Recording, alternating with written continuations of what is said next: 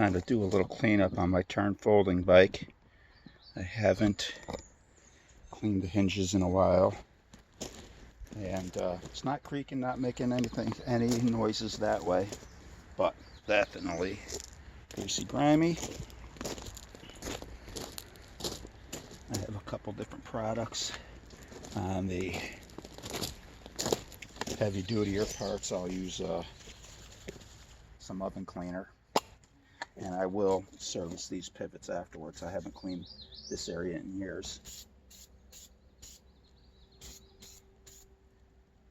And I'll put the oven cleaner also on the cassette, although that is pretty clean.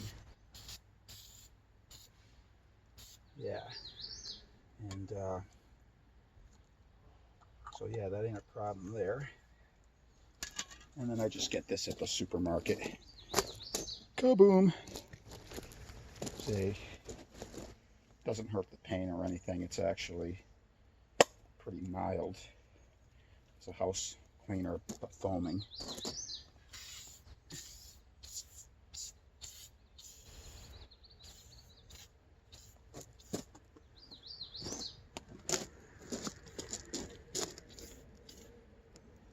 And we'll get the fork.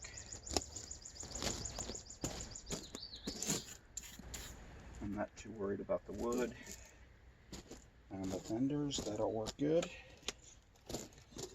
The Kaboom, if you've never used it, it turns white, and that's when you know it's ready to be scrubbed.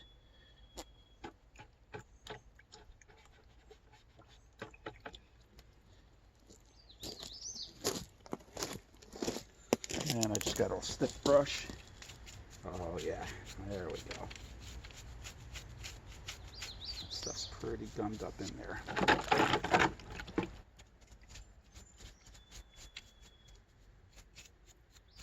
That's because I've been using a polymer grease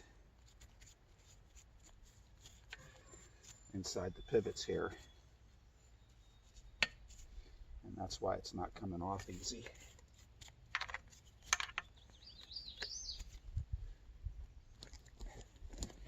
I might have to find something like a wax cleaner to get that off.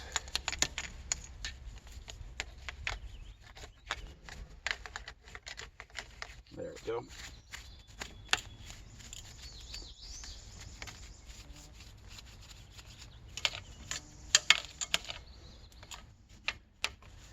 Set is pretty clean. I'm going to work on getting this clean better. Let's try the Kaboom. And if not, I'll have to break out something stronger.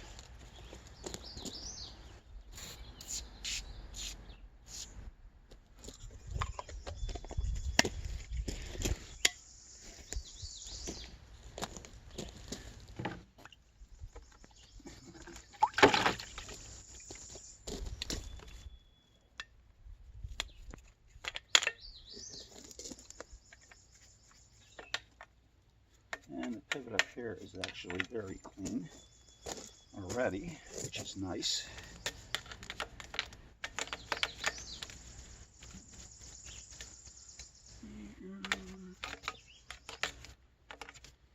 So that's not an issue.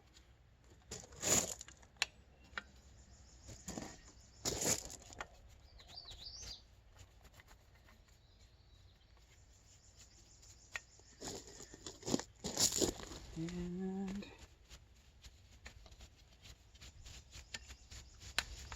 hey, Kaboom is doing all right.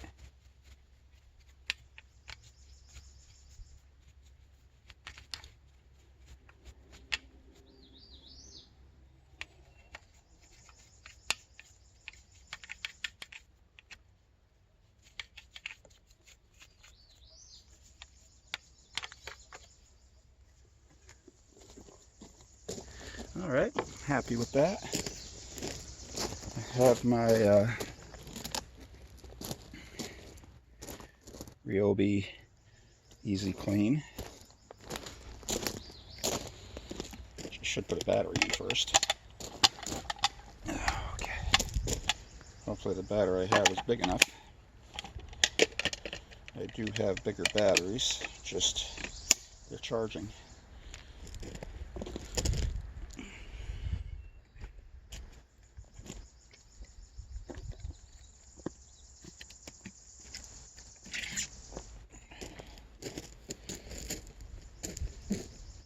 And I have it on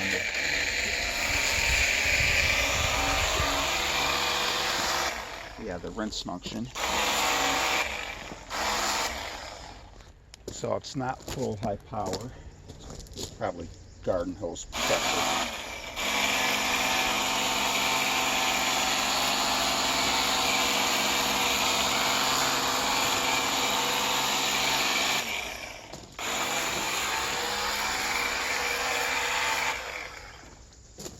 And it's just got a 2-liter bottle of water on. It's usually enough to get a bike done, depending on how much water you use. But it's just a 2-liter bottle, so you can totally just fill it up again. So that is looking pretty good. Now I get to kick it open. Right, I'll leave everything loose.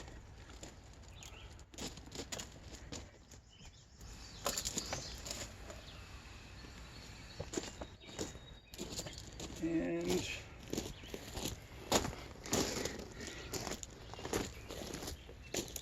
now I can get things better with the Kaboom.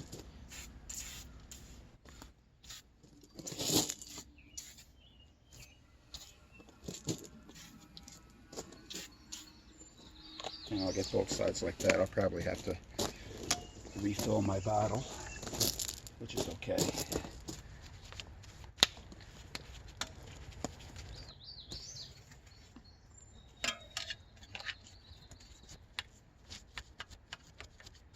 There we go. Get that out of there. Whoop. Like a Brompton, just swing it down.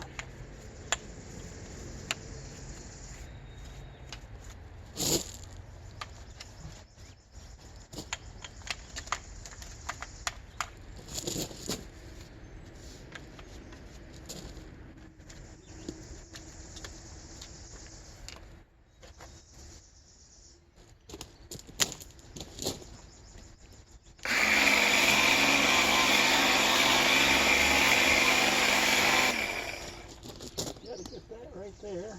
Oh, that's where this is. That's a paint chip from this.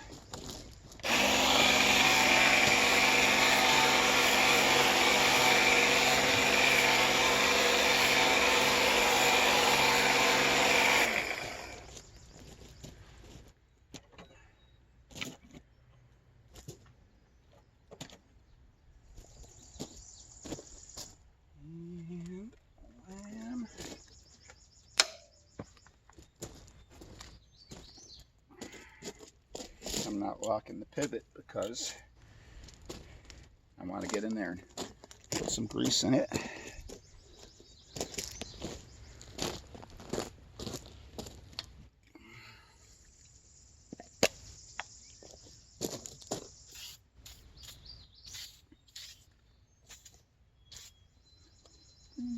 Looks pretty clean. A little pump.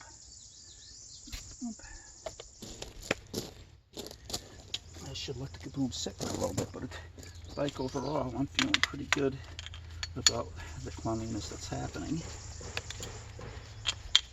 And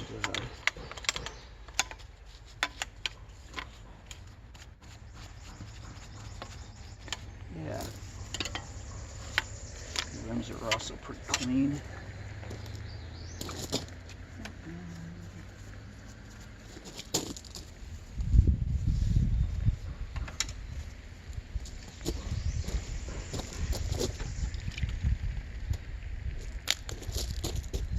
I get the water away from the bottle.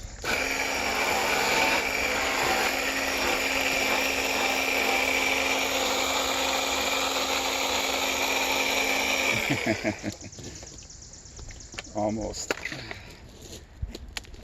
Time for a quick fill. Okay, we're back. And I got about halfway full of this bottle, enough to finish this. It does go higher pressure. Put it on turbo, but you don't want to go directly into the bird. But yeah, this is only 320 psi. It's not like a true power washer. Even on the turbo, it's not that powerful. But for bikes, I tend to just go rinse.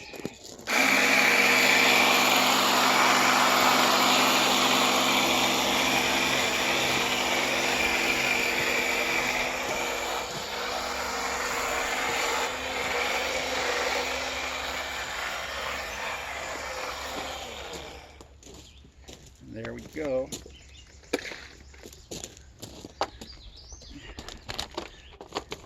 Now I'll show you how I take care of the pivots on this thing, which I haven't done in years. But like I said, the Tern bikes are pretty solid compared to my old Dayhan.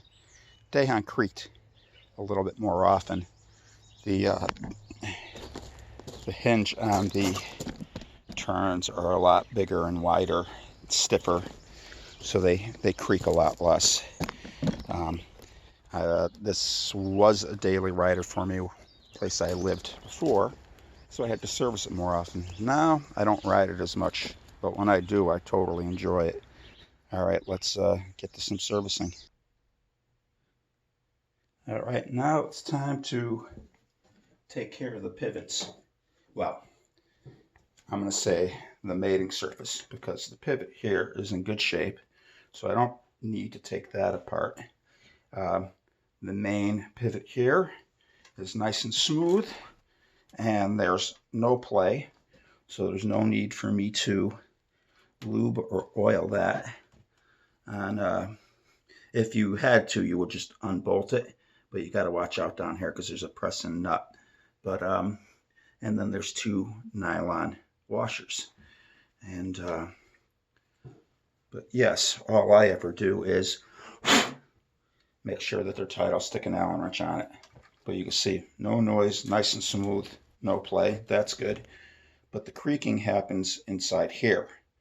The two metal surfaces, because there's always going to be just a little bit of flex and they can make noise. And what I use is actually grip shift grease. Grip shift Johnny Snot. It's a polymer grease, that's why it was hard to take off. But since it's basically a plastic grease and made for plastics, it stays in there. I have totally done it with regular grease back in my Tern days, not Tern, Dayhan days.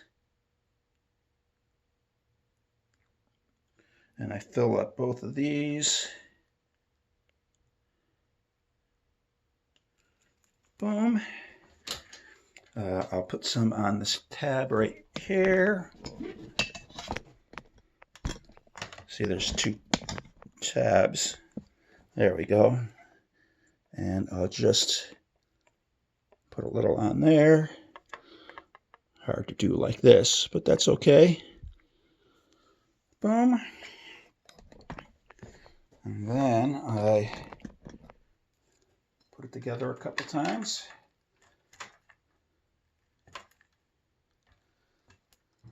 Let me recap this grip shift grease here. I've had really good luck with this because it stays. A lot of your standard greases tend to wash away, as where this stuff stays tacky and stays in place. And let's make sure that's good. That's good. Rub a little on the mating surfaces. And up here you can see where it's hitting. I will get a little, there we go, up there. And it should be good to go.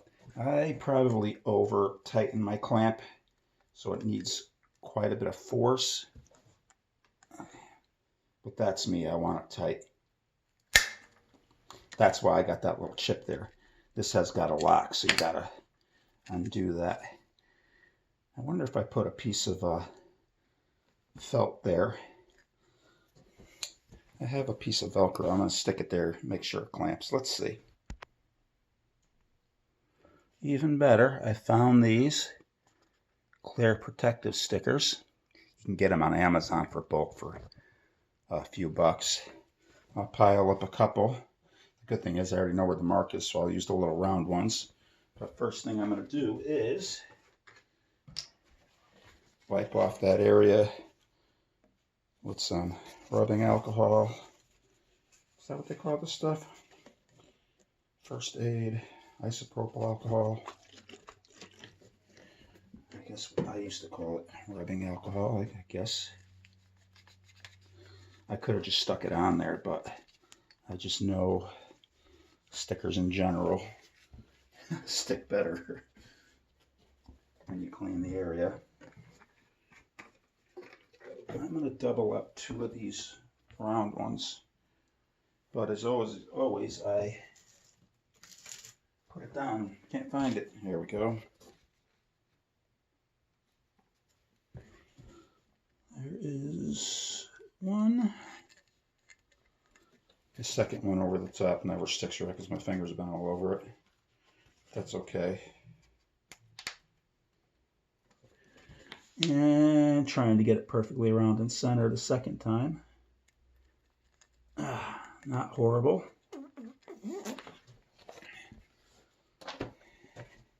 Now when I clamp it and it hits, I won't have to freak out so much. I'll try to do it soft. There we go. So that takes care of that. Let's rotate this stand down. And get this out of the way. It's really no different doing the front.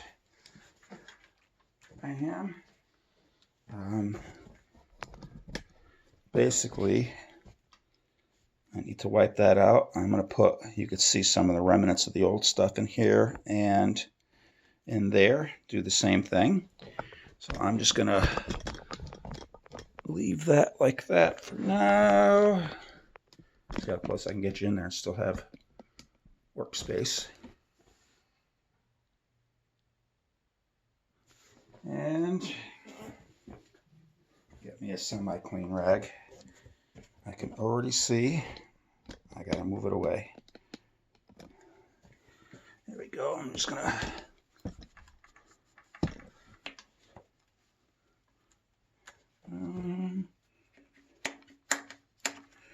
and that's where you would tighten the headset if it ever got loose, or you needed to change a fork, or because believe it or not, they do make suspension forks for these things.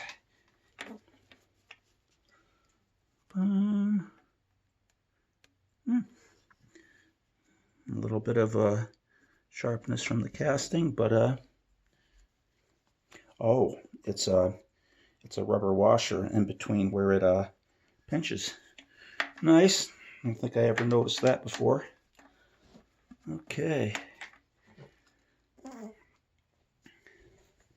And they do the same stuff with the Johnny Snot or grip shift grease. Is that showing up right? Oh. Yeah, you could see where the black is worn out, so that's where it's hitting.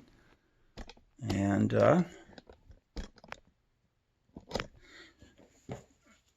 it's the same on this side.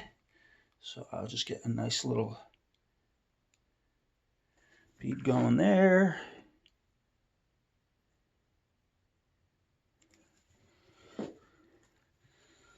You really don't need a lot of this stuff.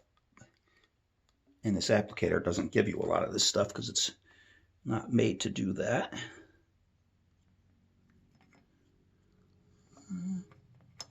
I'm just going to spread that around.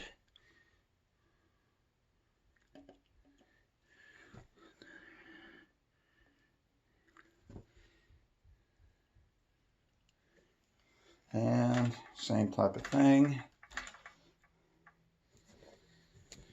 I've had the same tube of Johnny Snot for about a decade because At one point, grip shifts were a lot more popular and they needed a lot more service, but now you don't see that many grip shifts. I found other uses for it though. And you can see where it's pulling away, so it's hitting. That's good. And I'm going to wipe off that, and it should clamp pretty good, because I haven't had to adjust these clamps pretty much since I got the bike, because yeah, to adjust the clamp tightness, you would do that right here, one direction. It spins by hand.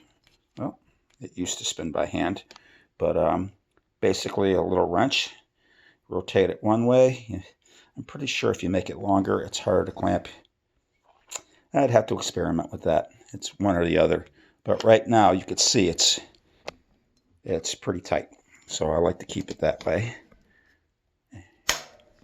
Same thing, I like that clamp. I am sure anybody watching this can tell me if I have the clamp too tight, but I could still open and shut it fairly easily. These locks, you can tell how old this bike is. I think it's 2012, or no, I think it's like a 2010. These used to be red, but they used to be anodized red. This stain, doesn't matter what I do, I can't get it off. That's how old this thing is. Okay, so now I'm going to find my Allen wrenches, and I am going to test that main pivot bolt. Get the Allen wrenches.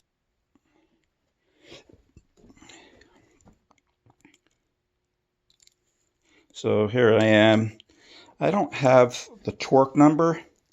I just want to make sure that it's tight, because I'm not having any issues with it, and it's definitely not loose.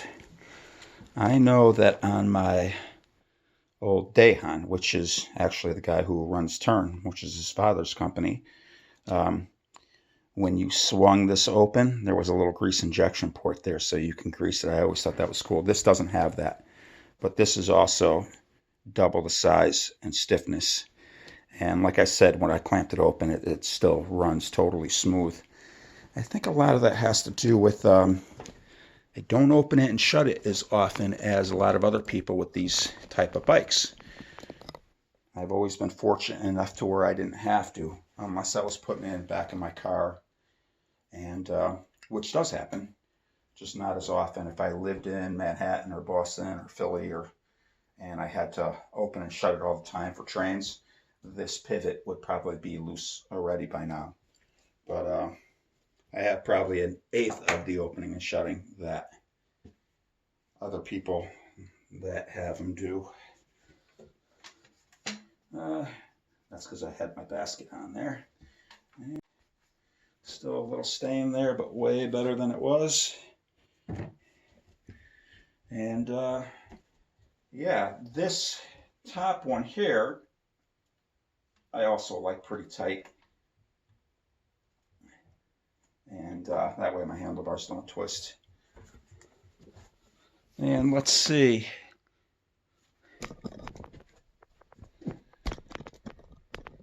This chain, I did wax, and waxing doesn't last all that long, and I know with certain types of finishes on chains, they say the waxing doesn't really help or stick, so I'm back to using a wet oil, which is fine. I still believe wet lubes are still the best. And people in the bike world can argue with me all they want, but pretty much every car on the market uses some sort of wet oil. You're not putting wax in your car engine. And people will go, well, this is a bicycle. Well, there's still a whole lot of force being put on these super lightweight components. And let it penetrate some. And I'm just going to wipe off, because that Motex oil is actually pretty thick. So I just want to get all the excess off. And that takes care of that. Yeah, I have the quick release on this bike on the drive side, and that's because on the other side it interferes with the magnet that locks it together when you fold it. Truth of the matter, it's not that big of a deal, but this seems to work just fine on this side. I know for years I would tell people, well, it's weaker over on this side with your drivetrain. And I still kind of do believe that. But for this bike, it's a function thing. It functions better like this. There you go. I could check my shifting. Still see the water coming off. I probably should have waited to oil my chain, but that's okay. Yeah, this box 8-speed. Is that 8-speed or I put 9-speed? 1, 2, 3, 4, 5, 6, 7. Yeah, 8-speed. It's just immaculate on this thing. And yeah, that is good. I don't have any front shifting to deal with, and my brakes, I'll call them moderately tight. So the bike is safe and good to go. But this bike definitely needed a cleaning. Because believe it or not, if I do go out on wet days, because this has got full fenders and a very basic drivetrain on it and a very inexpensive drivetrain, I don't mind taking this one out in the rain. You know, my other bikes, I have the Brooks saddle, where it's just got a regular pleather saddle. And Brooks saddles can handle a certain amount of rain, but I don't feel the need to chance it. I had a front basket on here, but I took it off. I take it off, I put it on. I take it off, I put it on. If I feel the need to use it or go shopping around town with it, that basket will be going back on, because it's one of those click fit baskets, and it's quite amazing. And this is about as clean as it's going to be for about another year. And this is, like I said, it's a very easy bike to maintain. V-brakes are about as simple as they get to maintain. And my last video on this, I can wipe down the rims. I'll do that, and then it'll be done. But yeah, this folding bike is pretty crazy, because cyclists that have never ridden a folding bike with small wheels, first thing they go is, oh, this thing can't be fast, this thing can't keep up, oh, that can't be safe. And I'm like, oh no, it's totally safe to ride, it's totally fine. But once I get them to ride it, then they're like, oh my God, it rides just like a regular bike. I had no clue. So yes, it's just getting people to get off their 700C is the best type of thing. Well, in a lot of situations it is. If you're racing, absolutely. But anybody that has one of these, a Brompton, a Birdie, there's a whole bunch of different brands that do higher quality folding bikes. Yeah, they're made to ride like regular bikes. They're made to function. And you can see with that big monster chainring, speed isn't much of an issue with this. All right. That is my go-through of my Tern Verge P9, which is technically a P8 now because I changed the components. But yes, hopefully this was entertaining, semi-educational, all that other good stuff.